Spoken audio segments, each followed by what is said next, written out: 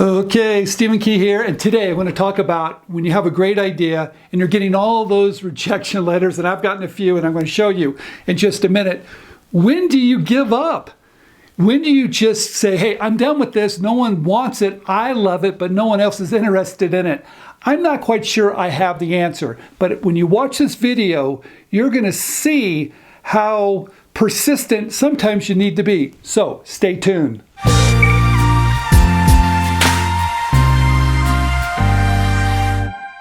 All right, so here's the big question. You've got this great idea, and you're not quite sure when do you give up. And I'm not quite sure I have the answer, but I have to tell you this story. I was in Modesto, California, and I was reading this article about how there was never enough information on labels. The labels were just too small, or the print was too small. You couldn't read it. And if it was in a box or a leaflet, you threw it out. So that information was not with the label, and that was the big problem. So I set off that day to solve that problem. I went down to Kinko's. I grabbed a sample at Walmart of a package. I went to Kinko's, I ripped off the label, and I started playing around, and I came up with this rotating label. I thought it was brilliant. I couldn't believe I've actually invented a big idea. So I filed a little intellectual property, started calling companies, and I started making samples and sending those samples to all these companies. And I have to tell you, I sent a lot of samples. As you can see from this table of all the samples that I had made, I think there's close to over 100 samples that I physically made and mailed to each and every company that I submitted my idea to. And here are a few examples of some close-ups of some of the prototypes. Along with all the prototypes, I sent a letter explaining a little bit about myself and about my label innovation. Well, what happened? I sent all these samples out to companies, and I made a lot of samples, probably over 100 physical samples that I sent to companies, along with a cover letter. And slowly, I started getting rejections. And they just came in one after another, after another, after another, and I got rejected. Now, why didn't I quit? I should have probably stopped, but I didn't, because I felt I had a big idea. And I just had to find the right company that could see my vision. But after getting 100 rejection letters, I was a little discouraged. I have to tell you, what am I doing wrong? And I know that's a question we all ask ourselves when those no's are pouring in. I tell everybody, with all the rejection letters, I could basically wallpaper my office, but it didn't stop me. Also, here's a typical rejection letter I received. You see, sometimes you just have to be very, very persistent and not give up and trust your gut like I did. Soon enough, one company, it was a mid-sized company, it was a company that had the right culture, it was Rexall Sundown. I had sent them a sample, they saw it, they loved it.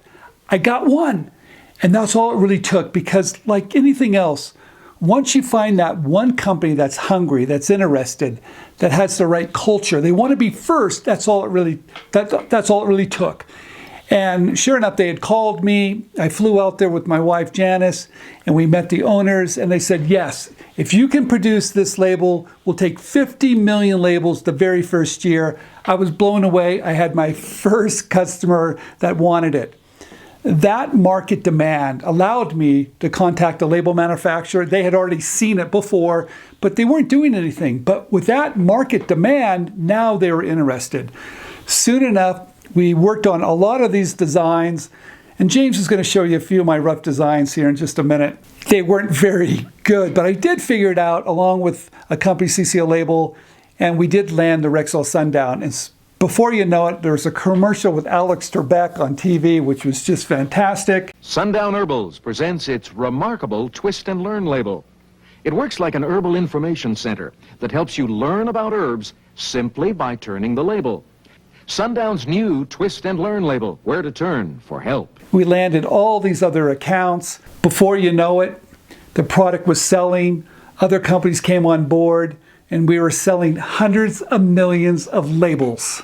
I think Rexall Sundown had mentioned to me, because of the rotating label, because of that label that delivered more information to that customer at a particular time, They were able to, I think, gain 6,000 new accounts. So it was working for them. And pretty soon it was in Walmart. You see people dancing in the aisles. It was at a stockholders meeting. The thing just exploded. And before you know it, we were on the cover of all these magazines. It only takes one successful story for all the other trade magazines to pick it up and started to write about my label innovation. And here's a picture of one of the ads that was running a product, Lowry Special Blend, using my label. And it was winning awards across the country, even around the world. And it all started with just reading that article. But I have to tell you, it took a lot of work. And so when I hear people saying, look, I sent my idea and I got a few rejections, I'm like, well, so what? It's okay. Most successful products are going to be rejected multiple times. You have to find that one company. So I'm here to tell you that I don't have an answer. When do you give up? I believe you have to trust your instincts. You have to trust your guts. Sometimes if you get a little tired, you can put that project aside and maybe do something else. That's okay too. But if you do trust your gut and you do your homework and you know you have something big, don't stop. I didn't stop. And that label technology was on many products around the world. I'm really proud to say I stuck with it, and you can too. So here's the question. When do you give up? I don't know. But if you truly believe you have a big idea, don't give up. Keep on working hard. You can do it. It does happen. It takes a little luck. It takes determination. It takes knowledge.